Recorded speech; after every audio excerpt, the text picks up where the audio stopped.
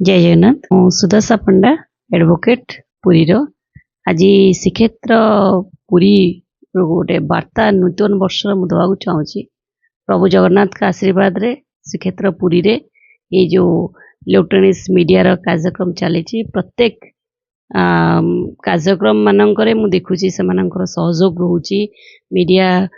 प्रस्तुतिकरण एवं सठिक संवाद पत्र जनसाधारण पाखे पहुँचेबा ये सब दिगरे तांकर योगदान समाज प्रति बहुत रोचे। तेणु मु प्रभु जगन्नाथ पाखे एतिकी आशा करी श्रीक्षेत्र पुरी संवाद पत्र गणमाध्यमटा आहरी आगकू उत्तरोत्तर उन्नति करू एवं आगामी वर्ष रे आम निश्चिंत देखिबू